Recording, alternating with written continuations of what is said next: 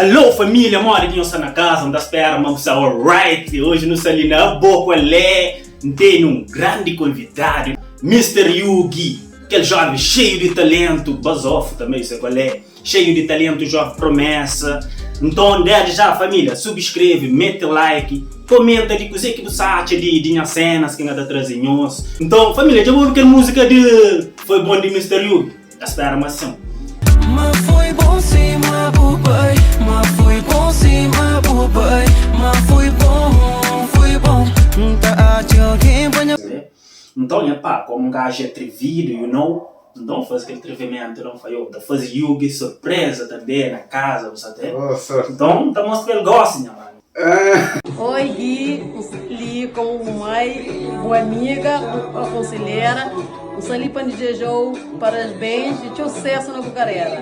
Para mim, recebe uma boa desde menino, uma sonho de ser cantor. Aliás, a boa nasce cantor. Portanto, não consegue ter Jejou é felicidade. Longos anos na Bucarela, que ainda vou continuar a ser muito mais daquele que é.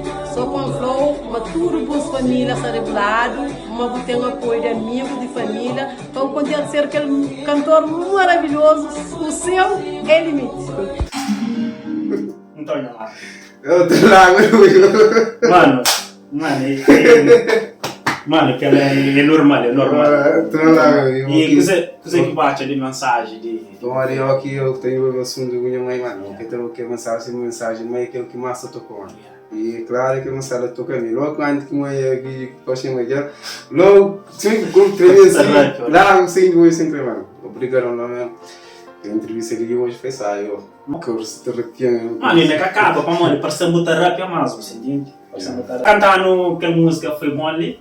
Eu creio que eu vou Não, ainda chora lá, ainda chora lá atrás de câmera, você entende? Já é só botar que fica ali para o dar, não sei o que é o Claro. E nós! Salá! Obrigado. Pessoal, cante que música de comigo que está na casa, ok? Tá bom? Cante comigo, se anima, salá, tudo bem com a gente.